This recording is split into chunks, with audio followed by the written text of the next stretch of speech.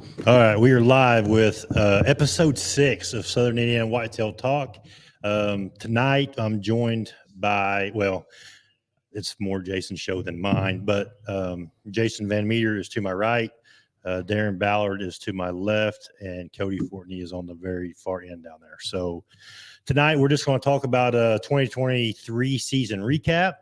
We'll go down, we'll just talk about how our seasons went. The highs, the lows, the goods, the bads, what worked, what didn't work. Yeah. And the ugly. And the ugly, for sure. So Bad and the ugly. I know that, Cody, did you punch a buck tag? Mm-mm. No. Okay. So I'm not alone then. We're good.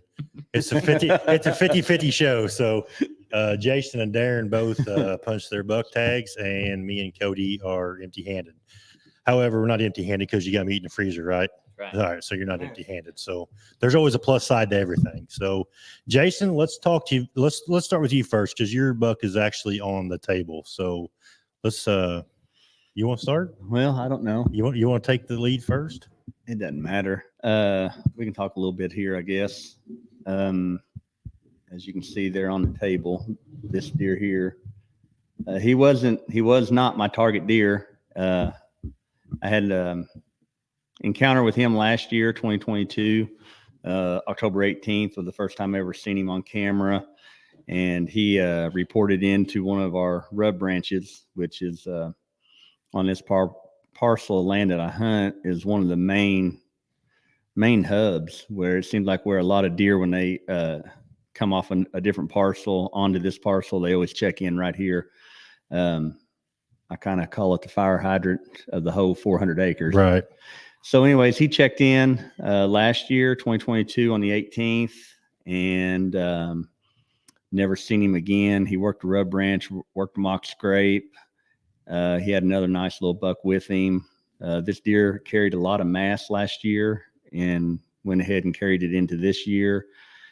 So he wasn't a target buck last year, and the deer I did harvest last year, the slow walker, he was. But as soon as I took him off of that parcel on the 7th or 8th of November last year, this guy here, he kind of showed up and stayed all fall and all winter last year on the parcel. And so, of course, I don't run any cameras during the summertime or anything like that. So come September 1st, when I got my cameras out, I never got him until October 22nd of 2023 at about 10:30 at night, almost 11 o'clock. And just the way the landscape is and the trails are, I think I know where he's coming from.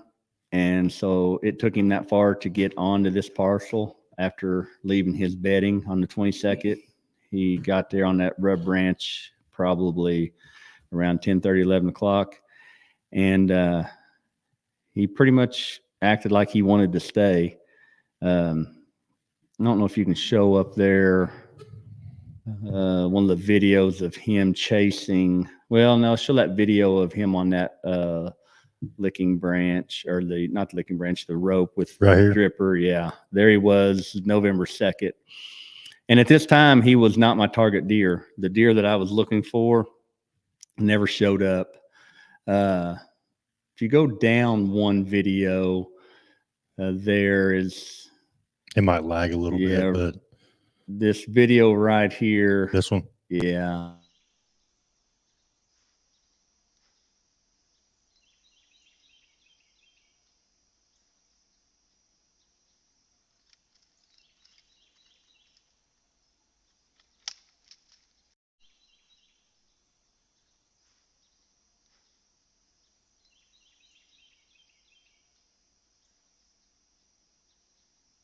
I'm still waiting on my target buck that never showed up. So then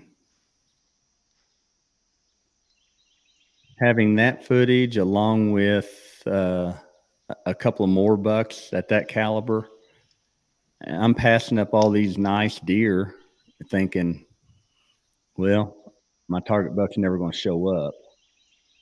So once I decided I was going to go after this deer that I harvested this year.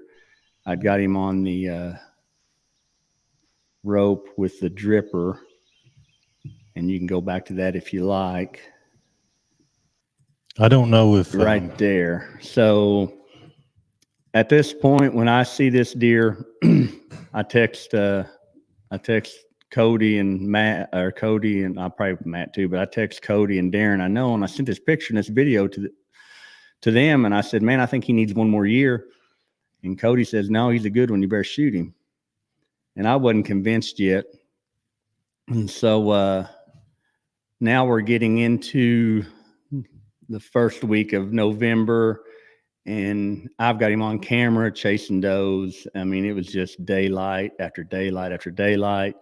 And I'm still not convinced. I'm still waiting on the target buck that I was after, and he never showed up. So on the 14th, I decided to make a move, and when I made that move between buck and doe bedding, I finally laid my eyes on him from about 80 yards with binoculars.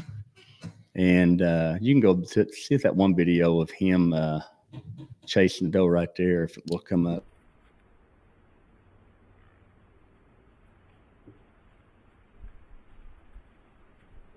So once I seen that he was in this area and he was really working the doe bedding hot and heavy, it still took me another 2 weeks almost. And I decided then I'm going to go in and go after him. So I went in on an evening hunt, and I seen him, and I watched him take a doe out of a doe family group and back to his bedding. So I knew where he was bedding at. And so I knew I was in a good position. So I hunted it that next morning because I'd watched them does go back to bedding. And luckily enough, on the 14th, when I hunted that morning, I was spraying a lot of 50-50. I had some doe and heat that I drug in, and I'd sprayed the base of my tree with some doe and heat. And I had a lot of bucks that I was grunting in and bleating in. And then at about 8 o'clock, a little bit after 8, that's when he was following the doe, and he was probably about 20 yards behind her, just slowly walking. And I harvested him at about 15 yards. But that's when I decided, when I seen him that night before, that he is definitely a good enough deer to harvest. Got a lot of junk on that one side, and got a lot of good mass. My taxidermist said he's possibly a 6.5, definitely a good 5.5, but with this mass that falls all the way through, I'm just very happy with him. This picture really shows, this is one that the mass that's on the right side, Well, crazy. You were talking about that picture that you sent out You're right. prior to harvesting. The first time I laid eyes on him, I knew he was a mature buck. I could tell by looking at him. And if you look back through your comments, I think I commented that he had a full neck, chest area. I knew he was a mature buck. It's a great deer, buddy. Well, once Darren and Cody said, "Yep, you better go," Green light. It was green light for me, because I definitely hinge off their opinions very, very highly. But I will say this: the last 3-4 deer that I've harvested off what I call my kill circles, I'm going back to a string, a bow and arrow. Are you? I am. I ordered me a Mach 30 this past month, and the reason I'm going back to a bow and arrow and not the crossbow is because all these deer that I'm harvesting so close, anywhere from 12 to 15 yards, when you pull up that crossbow with that scope, I can't find them. Really? And for I never thought about that. the last 4 deer that I've killed, they've all been about 12 yards and in. Well, they all have been 12 yards and in. They're all mature deer, 4.5, 5.5-year-old deer. And when you pull up that crossbow with a scope, I can't find the deer. Right. And the scope's not, it ain't like it's a powered scope. It's just so close. Right. So when I pulled up on him, he was probably about 12 yards, maybe a little more, and I couldn't see nothing but a big blob.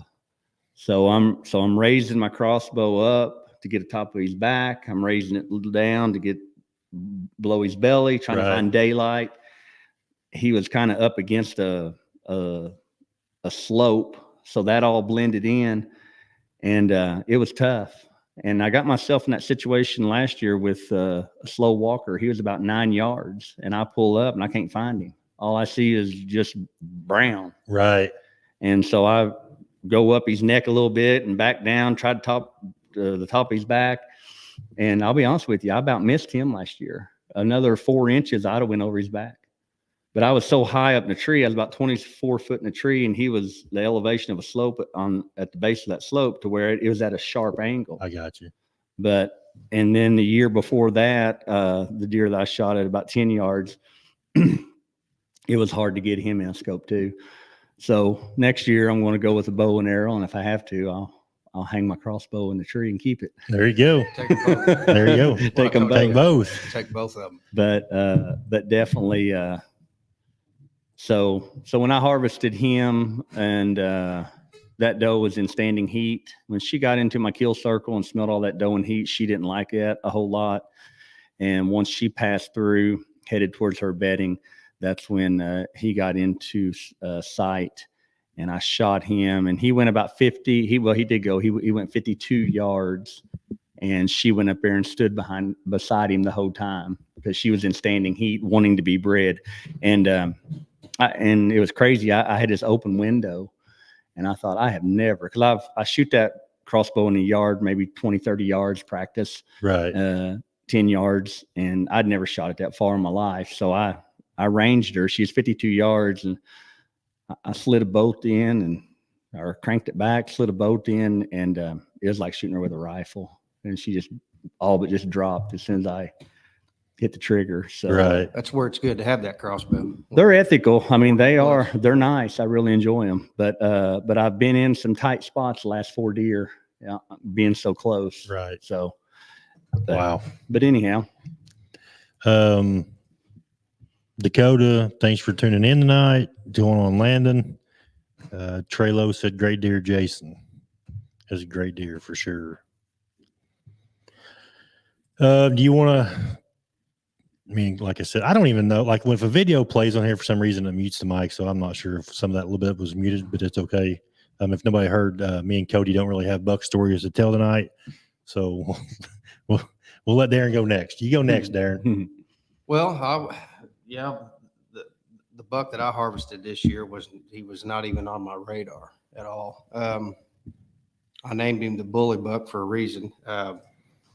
If you guys recall the last podcast we had, I was telling everybody that I hadn't been getting very many pictures of my hit list bucks. And the last week of October going into November, I still wasn't getting any pictures.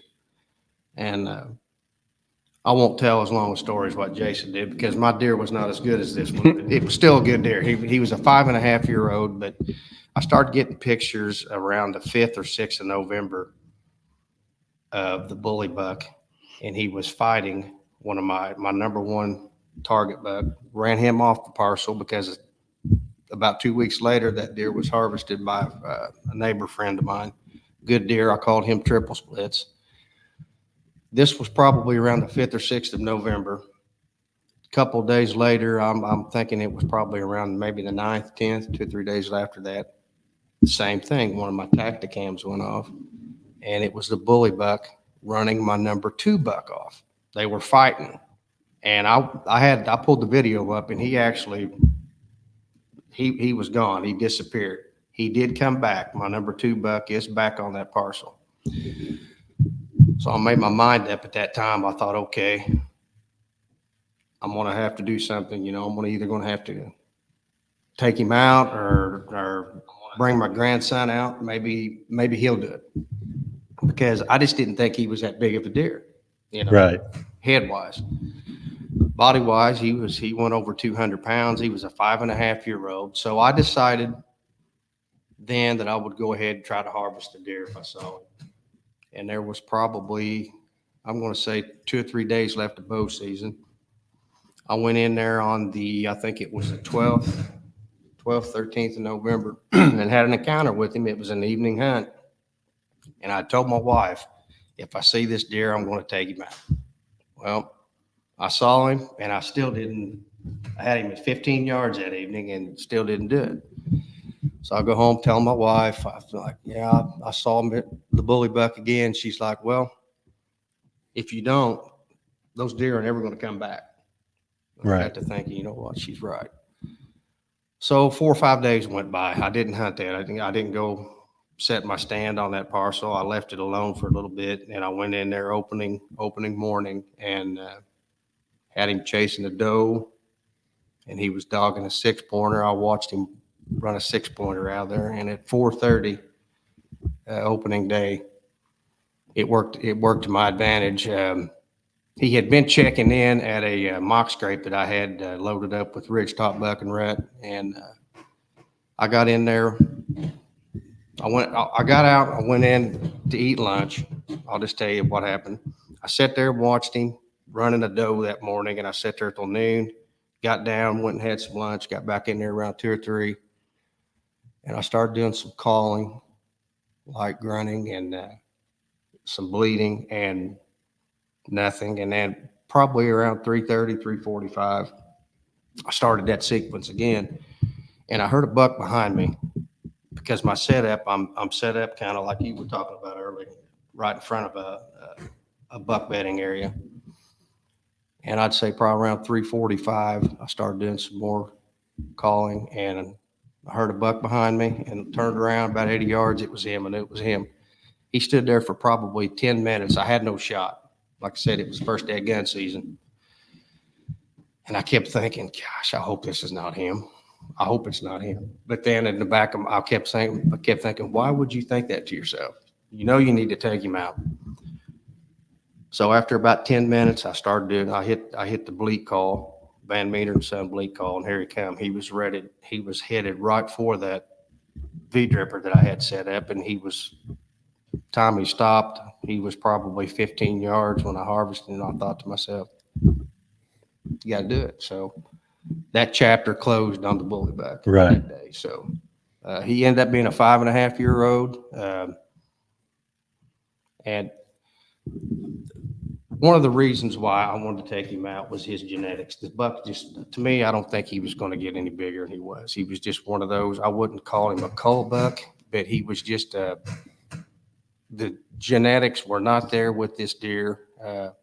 He would have never, not nice Pope young buck, but he was never going to break any records or anything. So I went ahead and called it quits for him that day. So Good deal. And now some of your deer are already back, right? two of them have returned. Yes. Kicked the bully out. Now the other boys are back. So Right on. I tell you what, before Cody gets started, going into 1st of December, I guess I had a very interesting second part of the season, second rut, whatever you want to call it. I don't know if you can show a picture of one of them bucks. This dude here, he had the lower one there. I'm very excited about this deer right here. He's not my target for next year. I actually passed him up this year a few times, but going into latter part of November all the way through December, that guy right there, he worked three of my 4 setups on that property. And the rub branch, the mock scrape, as you see that big glob of green behind him there, that's a rope with cedar and pine zip tied to it. But that guy right there, him and a couple other deer were very, very huntable during that time. Daylighted a lot, evenings, mornings. But I had a guy the other day ask me, he said, I do not understand, Van Meter, how, he said, I hang a rope and they don't really mess with it. And he said, every once in a while they'll hit it, but yours, he said, they just destroy them. And I said, well, it's all in location. And there's times when these deer, they have 3 or 4 things on their mind throughout the course of the year, but during it's bedding, feeding, and travel. And in between all that, they got to have their social time, because a whitetail is a very social animal.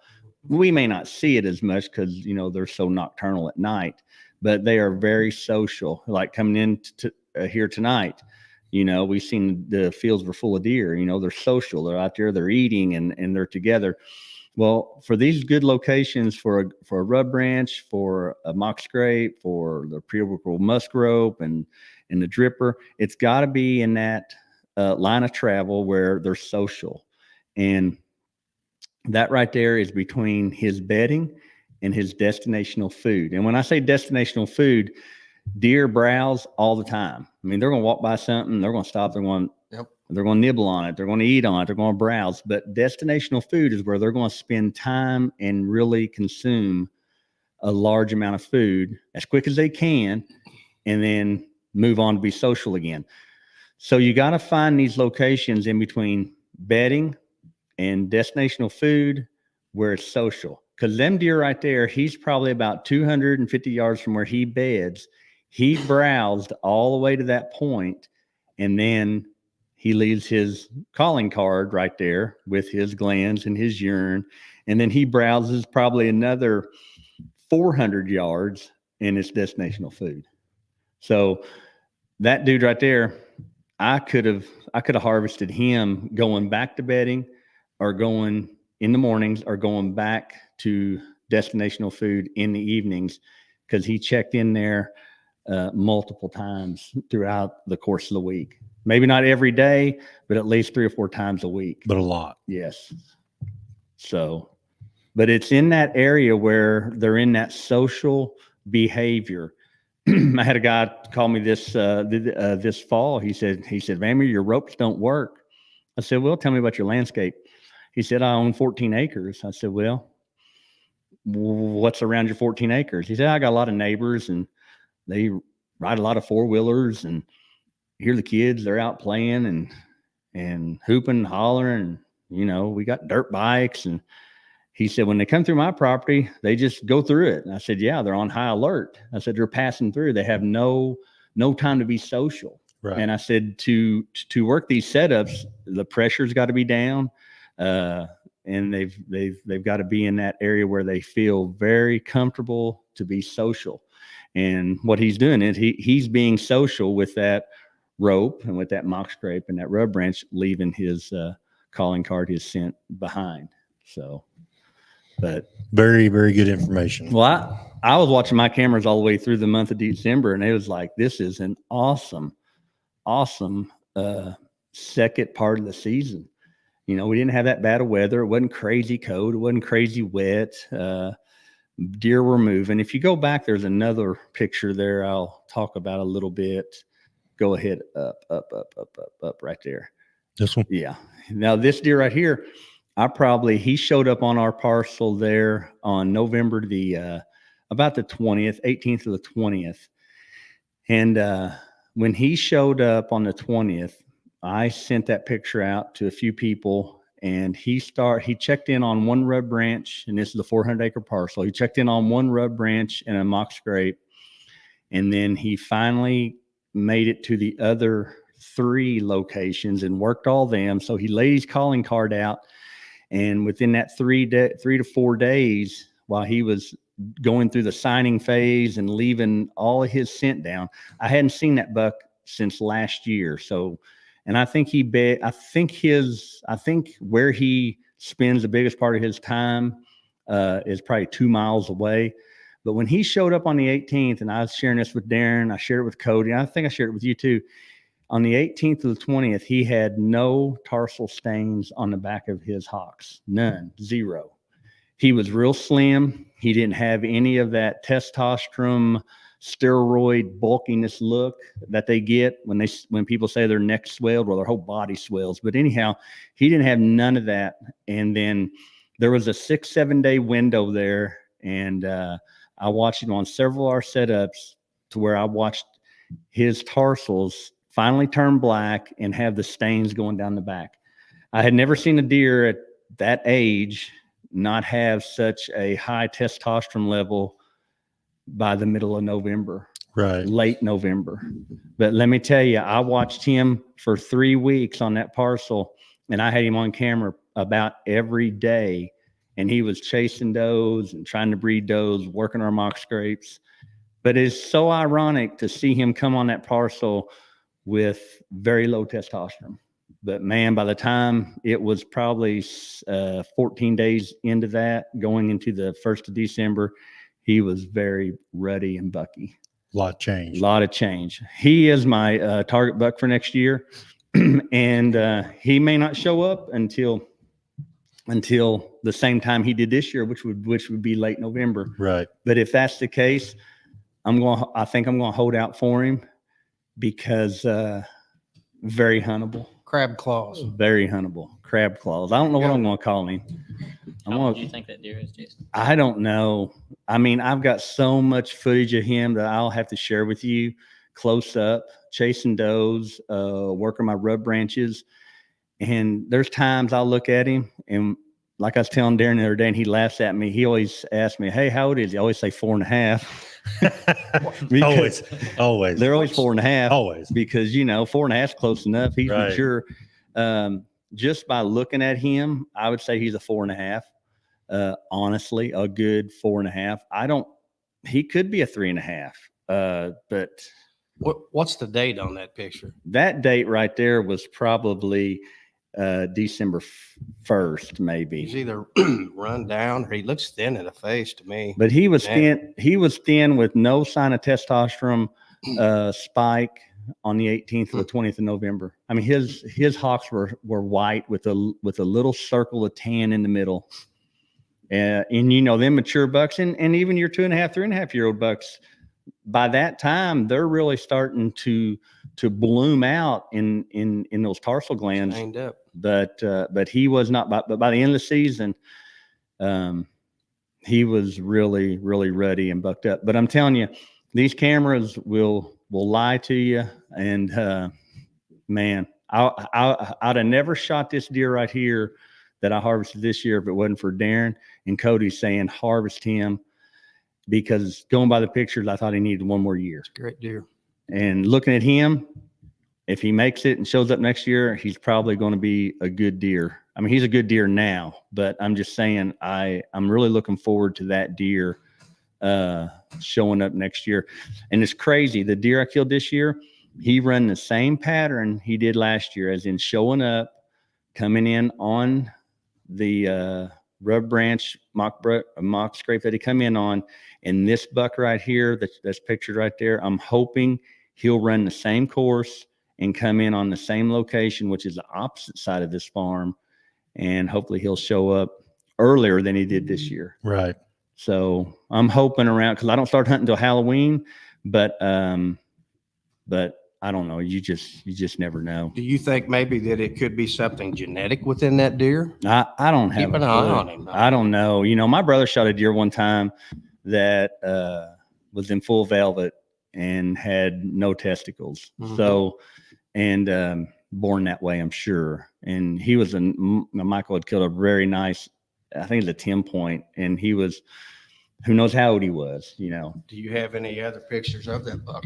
Oh, I do. I've got a lot of pictures of him, and I got a lot of video of him.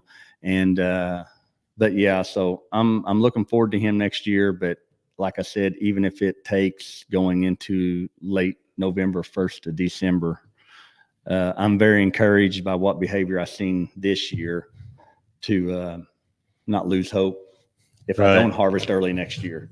So we got a lot of comments. Bill Pethel said, been seeing some chasing here in Ohio last couple of days. Daryl said, very nice deer, Jason. I double killed on opening day of rifle season also. And thanks for watching, Bill. Bill's a big, has always been a Hoosier Hardwoods Outdoor supporter, so appreciate that. Well, a lot of these people have, but Daniel Mitchell said, been busy, just now made it in. Stephen Cecil said, let's go. Landon Roberts wrote, with Cedar Branch has changed the game for me. They definitely love that floral. Great advice I got from Jason. I'm going to insert something right there. I've got something new for next year. I ain't going to tell you what it is, and I am so excited about it. And it's all about the mock scrape. And so we'll just leave you hanging. Got a question Stay for tuned. you. Got a question for you. Do you know around about time? That's a big fly. I'm sorry to interrupt, but that fly Exactly. is a 10-pounder, man. Biggest fly. That's a 10-pound fly. Do you know when you're going to release it? What I'm going to do next year? Whenever you're going to bring that out around my kill zone. Yeah, I'll probably bring it out about Halloween. So I will tell you this. Well, and here's the reason I asked. And it's going to. I mean, you know, the Bible teaches us there's nothing new under the sun, but there's always a lot new to me. So it excites me. But I've never seen anybody do it, and it ain't about I'm the first. I'm not. I don't roll like that, but I'm about really getting in the mind of these deer. Right. And man, I'm so excited about it. I better shut up.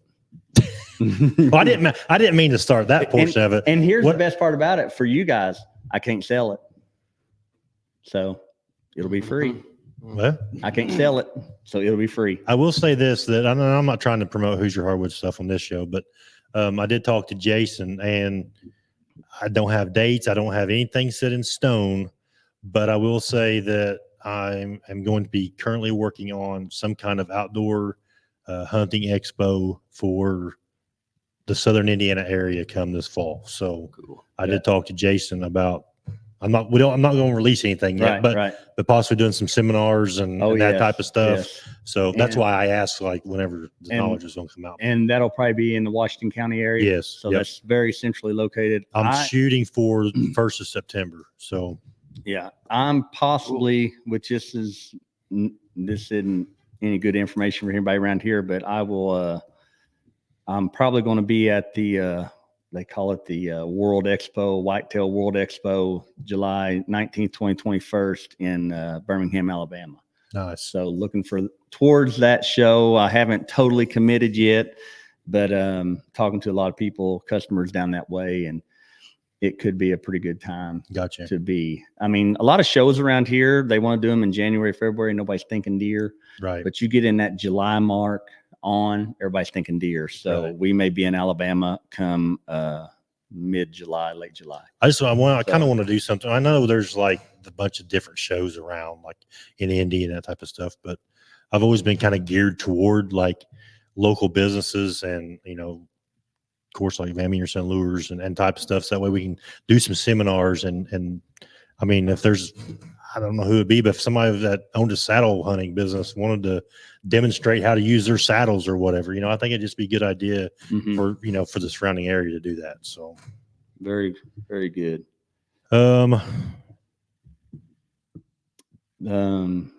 My cam showed a lot of second rut action around December 10th to the 20th. I think you guys agree with that too, don't you? Oh, yeah. I don't want to cut Cody off, but go back. We're saving the best for last. Oh, yeah. Jason. That's what we're doing with Cody. We're saving the best for last. Cody's the GOAT. I've always said that's right. He's the GOAT. The GOAT. He is the GOAT. He is the GOAT. Hey, we can't lie about that. That's true. True business. Cody Fortnay's the GOAT. Hey, go to that picture. I had a customer send this to me today. It's got a it's got a snow background. Just want to congratulate Jason Shoemaker. This is the Indiana Harvest right here, last day of season, I guess. And he had sent me some. He had ordered some number 11, some Ridgetop Buck and Rudd. He had sent me some pictures of his hit list deer there, and he just sent me this today. Great harvest, Jason. I think it's his brother that buys a lot of our trapping. Maybe he does too. There's just so many people out there. I can't keep them all straight. But he says, my number 2 target buck using old number 11, Ridgetop buck. 4 bucks come in together around 8 a.m. First 8-point circle drag and scent wick. And then my 10-point target gave me a 37-yard shot. Wonderful. It says right here, I seen a buck pattern late season last weekend and followed up this past weekend to have a chance. And Jason, you done a very good job. That's a very nice buck. I love that snow in the background. Yeah. So great harvest there, Jason. Appreciate you using our product. Appreciate you sending me this text today. So wanted to give you the shout out. I do like that too. That there's true grind, man. Like last day of the season, you know. Oh man, never giving up. Talking about grind, Cody done the grind this year. Let's get him and talk with you, Cody. You know, but you know, Cody, he's on a tight schedule with work and that kind of stuff too. So, but anyhow, Cody. Yeah, I did. I had a tough season, real tough season. but I enjoyed every minute of it. There you go. It ain't always about the kill for me, but That's right. I know, what was that, probably 2 episodes ago, we talked about everybody asked our favorite times of the year to hunt. Jason said Halloween. Me and Darren said around the 4th. Those 2 days stuck out to me big time because on October 31st, that morning, my target buck showed up in daylight, first daylight I had of him. I remember that picture. November the 4th. It hurt. Yeah. It hurt me. Because I was at work. Oh, yeah. November the 4th was the next time I got to get in there and hunt. Obviously, I work a rotating shift, so I work so many days on, so many nights off, so forth. So I rotate, so it's really difficult for me to get in to hunt as much as I want to this year. But anyways, November the 4th, I tried. I mean, if I'm off, I'm gonna hunt. My cameras went off at 3 o'clock, actually 12 o'clock. I'm sorry. They went off at 12 o'clock that day, and I had a little buck in front of my camera, and he just stayed in front of it the whole day. It was kind of odd to me. So I was like, well, I'm gonna slip in there. And I slip in there about 3 o'clock, and as I'm walking in the stand, I know you guys have smelled it before, so you know what a big buck smells like. Oh, yeah. It does. Well, I started smelling a big mature buck. I could just tell. You could just smell it overpowering everything in the woods. So I'm just creeping through, just looking around, checking things out.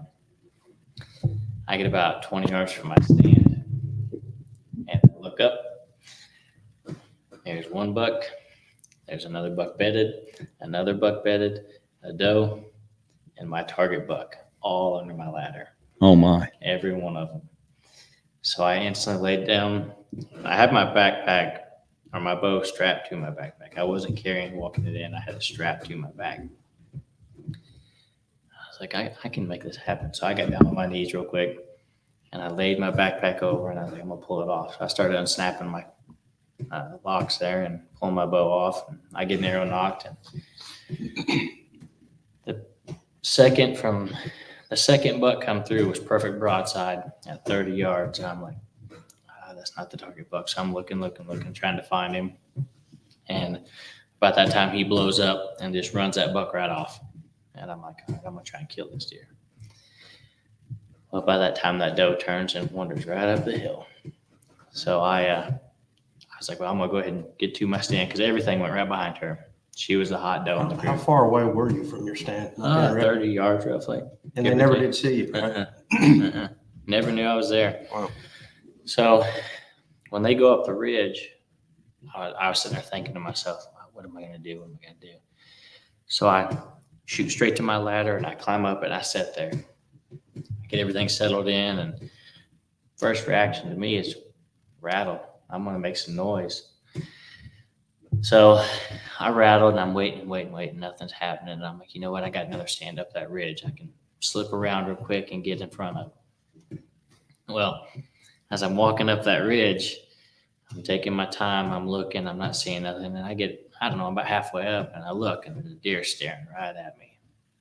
And I'm like, oh, yeah, it's over. It's over. And I got to look, and I'm like, that was one of the young bucks. So I was like, I'm just going to turn around, and I'm going to walk right back down to my ladder, and I'm going to hunt there the rest of the evening. Well, he turns and walks off, and I'm like, yeah, I'm going to turn and keep going. So as he walks over the ridge, I keep going up.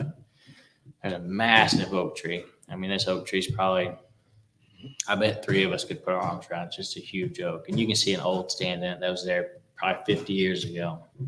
And I look over, and there's that doe walking that draw. And I look up, and there's my target buck. Right behind her broadside. Perfect broadside. How far away? Well, when I looked, I ain't gonna lie, I was excited. I had a lot Did of you have adrenaline. time to range? Oh, no. No, I guessed I'm like, he's 60 yards. I'm not shooting 60 yards with a bow. And I sat and watched for a second. He's broadside for a good couple of minutes. I mean, crossbow, I could have killed him. I could have killed him, but vertical bow, I do not want to shoot that far. Right. I just never have. Oh, yeah. So he turns and slowly walks up the hill, and he's out of sight. I get to my stand, and I'm sitting there thinking, and just wondering when this deer's going to come up out of this draw. I'm just hoping this doe brings him by. Never does. So that was the last day I seen him, was that evening, November the 4th. I go back and have that ladder stand again, and seeing all kinds of young bucks, passed a lot of young bucks again, a lot of does, and I think it was like the 7th or something around there. I was like, I'm gonna walk back up to my other stand at the top of the hill. And as I'm walking up, I was like, I'm gonna range where that buck was this time. And it hurt my feelings. Only 40 yards. 40. I mean, I'll shoot 40. Yeah. Right, I'll right. shoot that. But in the heat of the moment, though, like it I throws mean, you I off. had a lot going on. I was like, I'm gonna kill this deer. I knew Right. I was gonna kill him. And Right. yeah, I just didn't do it. And so I was like, it's part of it, no big deal. So I went for the rest of the season, never laid eyes on that buck in daylight again. Had a lot of nighttime pictures of him. The day before gun, I had early that evening. He walked right under that same stand again. And that was the last time I got a picture of him, and the last time I ever heard about him. I think he got shot by the neighbors. So. Oh, wow. Wow. Yeah. Wow. But overall, I mean, I did see a lot of really nice up and comers like this year that will be nice ones next year. I passed on a 6x5 probably 3 times that I can remember. I grounded him in every time, so it kind of made me nervous because he came to a call every time. I had another really nice 10-point that I passed on him, I think, twice. And I just seen I know for a fact he's still alive because I just got a picture of him the other night. So Good deal. hopefully next year. Oh, yeah. Oh, yeah. I mean, I gotta get some kind of redemption because obviously you all know the last day of our gun season, how that turned out for me. So Well, there's always next year, as they yeah. say. Oh yeah. Always Got next some- year. got Like some you nice said, it's not always about the harvest. You know? Exactly. Right. I did see a lot of kids at home too. You yeah. know? But I did have overall, I mean, I did get to see a lot of new stuff this year. I got to watch the deer react different than I've ever seen. I mean, I did learn a lot from the deer. I tell you what, though, I love the old number 11 a lot. I'm probably going to cut back on using it as much because I had every deer walk straight to my tree last year. So It's I'm probably going to amazing. slow down on using it because It really is. It's I know amazing. you do not promote putting it on your boots or anything Right. like that. Right. I do. Oh, yeah.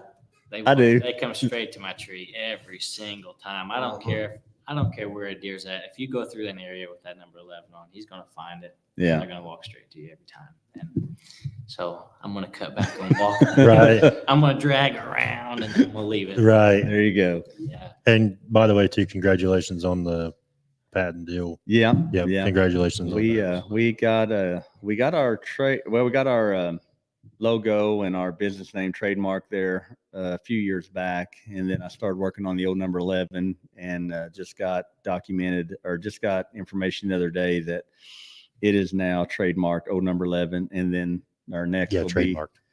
Yeah. the registered trademark, and then we're going to start working on a registered trademark for our ridgetop buck and ret. Yep. So that's just keeps the name. Congratulations, though. I'm Yeah. glad to see you growing like that. I like what Cassidy and Jeff says before we move along. They've learned so much from watching these guys. That's why Jason's doing this. That's why we're here So- doing this, to educate people, you know? And I want to learn too. Right. Definitely want to learn myself. I know I've got some new calls coming out this summer. I've got my call maker working on them right now. It's going to be a buck call. It's going to be a lot. It's going to be the same type call as that slow walker that I brought out. Only I don't forget how many of them we had, 20 or so, and they sold real quick. That was just kind of like a teaser. And then so I have the slow walker coming back out with our full logo engraved, and it says slow walker underneath it.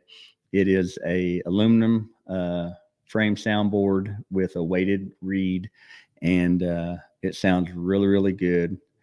And it's different than our standard buck call, which I love it too. I mean, it's just, it sounds very good as well. And then I have another doe call coming out, and it's the 2-piece, and it's called Standing Heat, and it'll have our logo on it, and then it'll say Van Meter and Son Lure with our logo, and then underneath it, it'll say Standing Heat, and it is a doe soundboard reed that is also aluminum and weighted as well. So it'll sound different than our regular doe bleat and grunt, but pretty excited about getting them available, and it'll be probably sometime this summer. But they are handmade, and production is hard. Production takes time, and it's not a mass production item. Right. I'm not trying to say anything, but if you want one, you better order them when you can. That's what makes them good, though. It is. And Yeah. so, but I've got a lot of them in production, getting ready to start. And I've tested them. So I know what we're going to offer, and I'm pretty excited to get them too as well. Donald said, thanks for great lures. Jason killed one of my target deer with old number 11. Cold Timberlake also said, didn't kill anything but a doe this year, but got a lot of pictures using your mock scrape rope. Tony Rahman wants to know any wintertime workshops.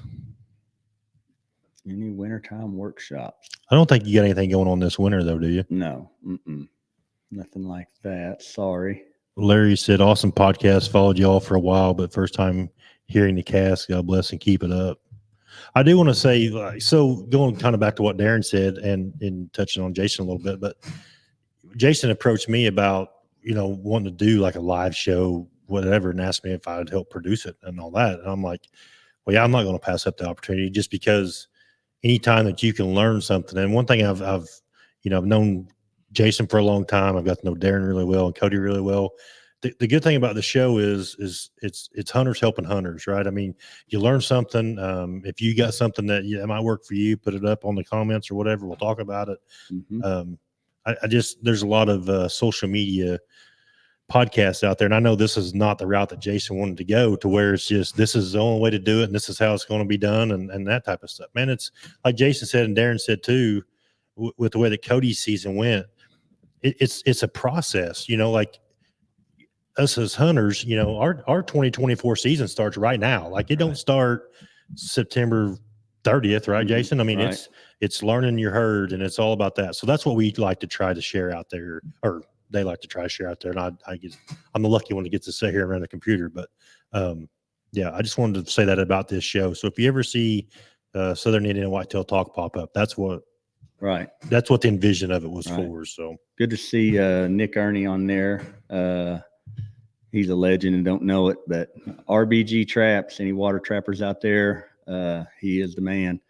I want to give a shout out to him, RBG Traps, Nick Ernie, Jeff Dunlap, all them guys, Haggerty, them guys do a lot for our trapping community. Great lures, great hardware, great baits, great tools, traps, and I'm glad to see you on here, Nick Ernie, and I appreciate everything you do for the trapping industry. And look them up on Facebook, look them up on YouTube. They're the real deal. So a lot of good baits, a lot of good lures, and a lot of good hardware, traps, anything you need for water trapping, land trapping, them guys have got it. So good to see you, Nick. But I will say this too. I don't know, as long as Jason's still on board with it too, but I'm going to be doing a YouTube show or episode, whatever you want to call it, probably down at Jason's some point in time, just kind of like showcase products and what even as far as the trapping line goes too. It's not just whitetail, but all the products he has down there. So kind of looking forward to that. Mm-hmm. Yeah. What else you guys got to want to talk about tonight?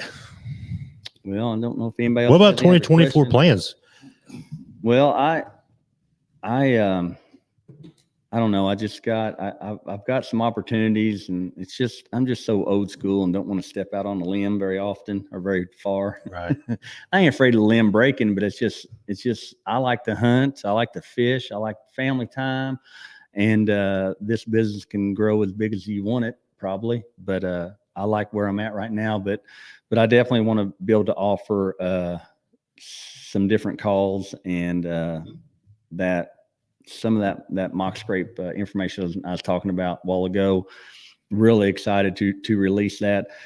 I just started running cameras 2 years ago, and I thought I knew a lot about deer, but them cameras have taught me so much about deer. Mm-hmm. I thought I knew a lot about lures and glands and urine.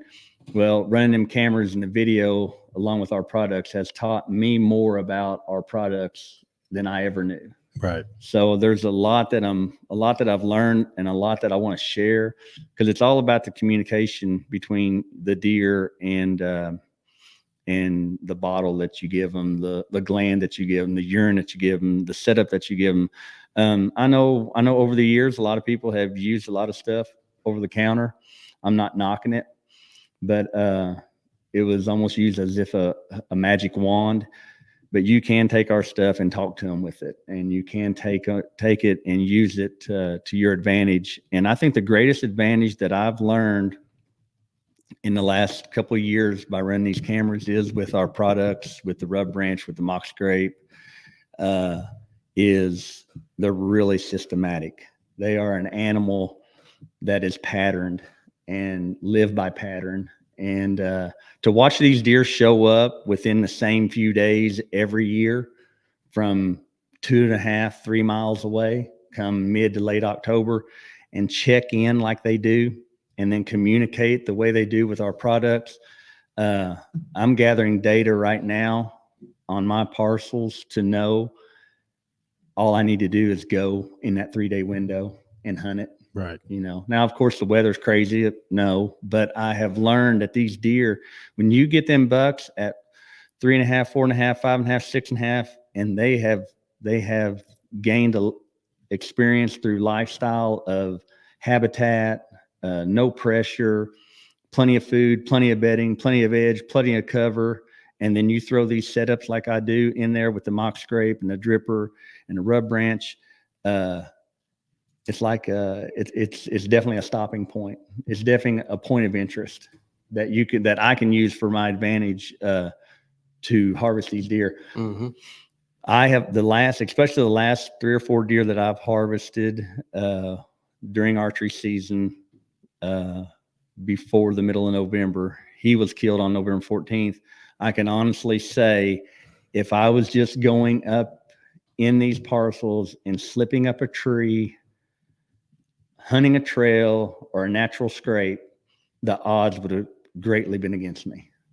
But using our products and using our setups and doing what we do and letting these deer pattern their lifestyle at these locations, I've said all that to say this: don't give up on your location. Maybe it didn't bloom as beautifully as you thought it would be. There could be 2 reasons. 1, it's not in the right spot.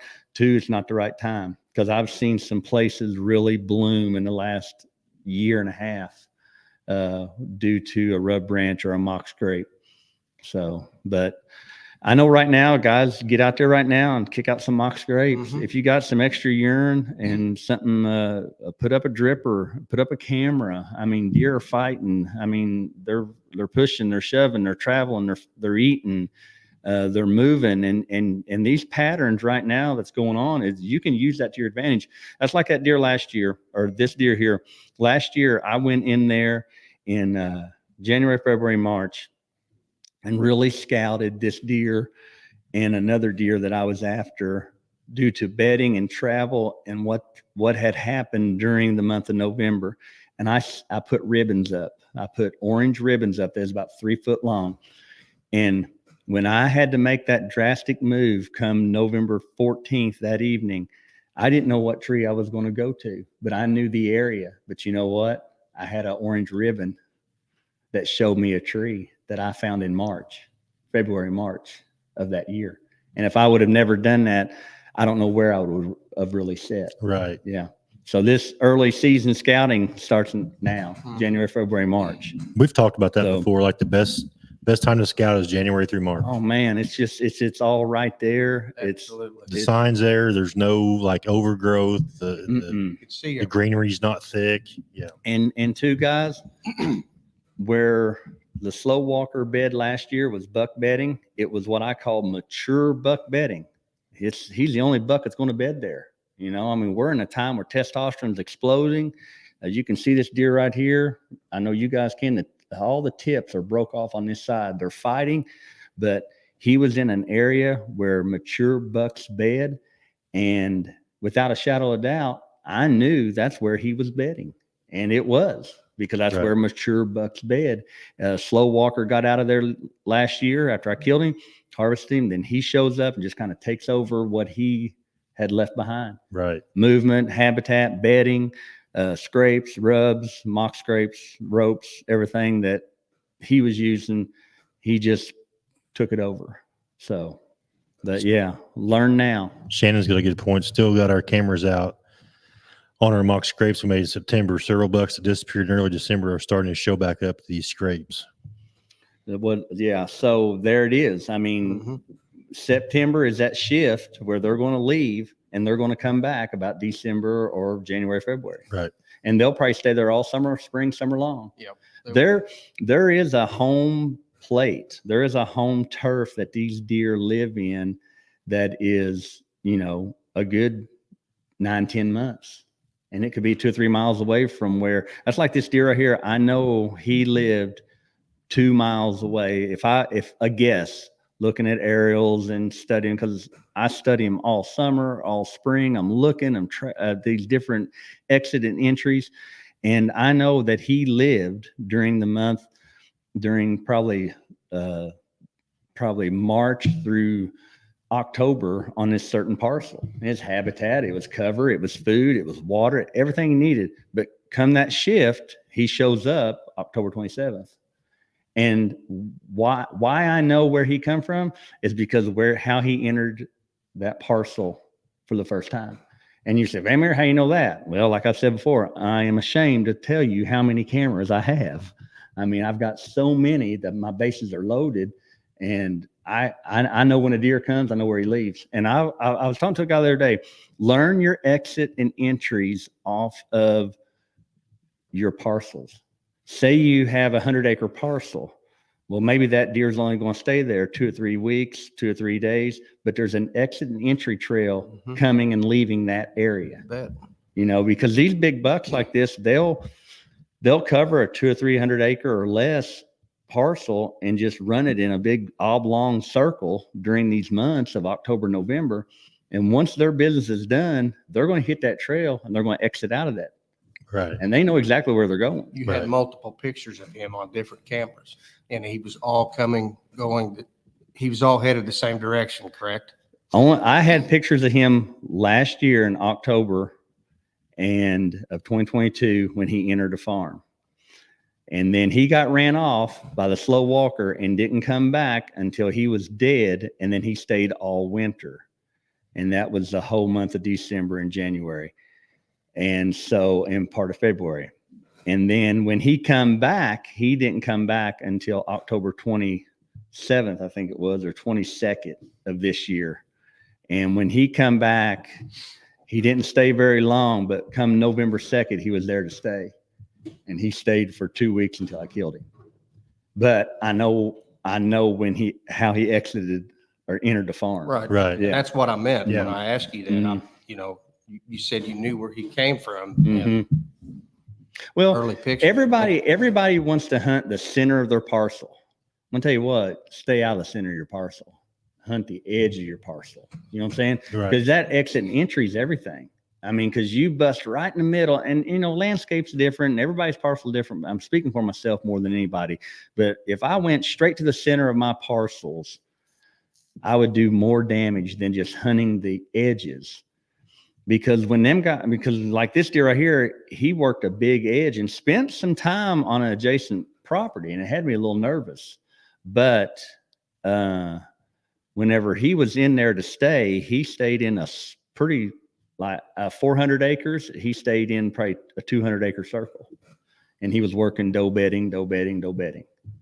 So Gotcha. Landon Roberts brings up a good point. Learn more about deer than when shed hunting than any other time. That's true. It's a very, very good time to get out in the woods and scout and find sheds. Caleb, my son, he shot his target buck. When was that? He didn't get to hunt very much, but anyhow, he shot his target buck there probably the 1st of November, sometime during the first week of November. And it was a bad deal. He'd passed on him the weekend before, didn't have a good shot. The deer was about 11 yards away, didn't have a good shot. And And then he got to hunt.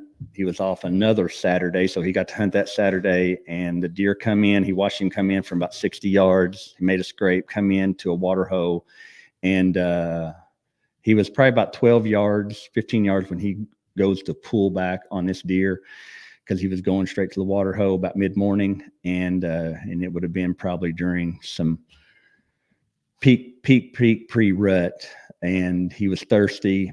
But when he pulled his bow back, his arm got tangled up in the lifeline. The lifeline moves at the bottom. The deer jumps, and then next thing you know, it's about 35 yards.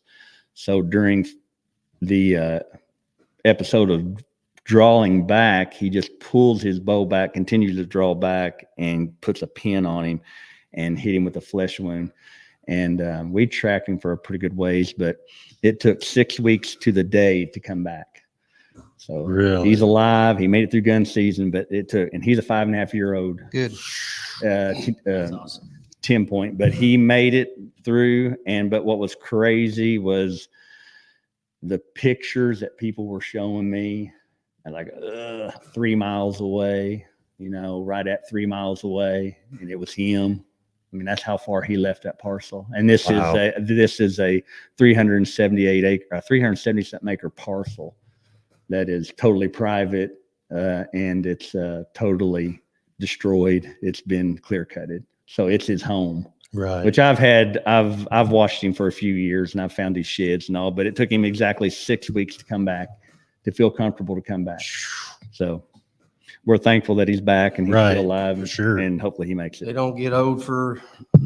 That's why they Being get dumb, old. do they? Caleb was so upset. He was so upset. And I said, Bub, I'm going to tell you something, man. November 3rd, 1993, 150 yards down the ridge, I done the same thing. Do you know how long ago that was? And I said, I still think about it every season. Every season. 30 years ago. 30 years ago. Yeah, absolutely. I said, I hit one on a flesh wound at about 12 yards because my knock had slipped.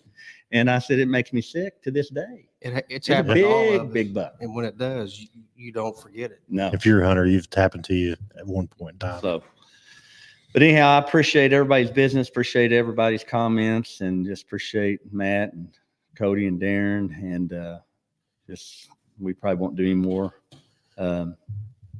webs or any more of these till probably next late summer, probably. Yep.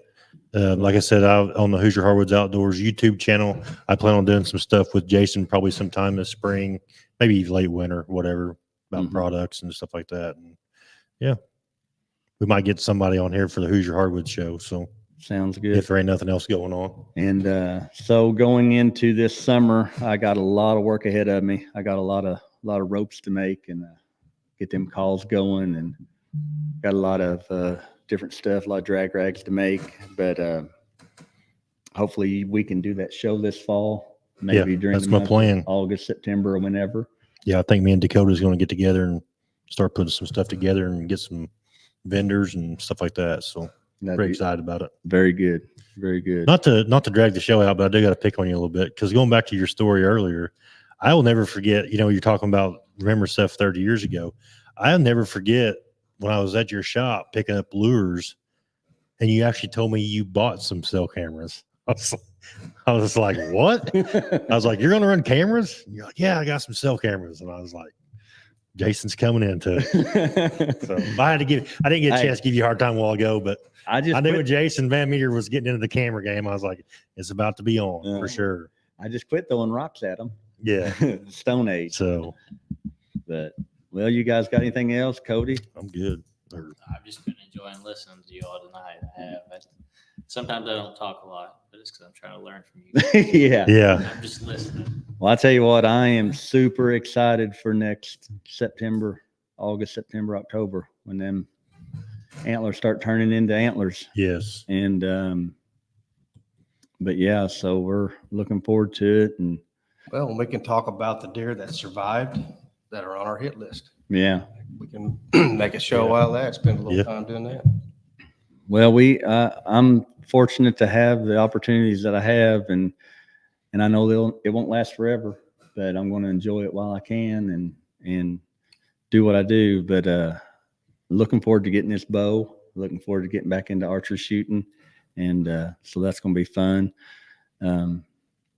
And man, they're so accurate now. I mean, Yeah, oh yeah, my, it's crazy. man, they are so accurate and quiet and easy. Because I'm just gonna shoot like a 60-pound bow. Yeah, And it's 30-inch axle to axle. I want to get to the point where I can just sit down and shoot. Right. I don't want to stand up and hunt. I want to sit down and do a lot of my shooting. Yep. So looking forward to that. So looking forward to the next fall, and maybe a show this fall with you, and maybe head to Alabama for a show. Looking into doing a seminar down there, but I don't know if I want to get that deep into it. So yeah. but well, all right. All right. Well, we appreciate everybody watching, and make sure you do like the Van Emerson Lures Facebook page, Hoosier Hardwoods Outdoors Facebook page, and both YouTube channels. So share this out and let everybody know. So hopefully they can learn as much as we learn. So thanks for watching, and we'll see you guys on the next one. Thank you.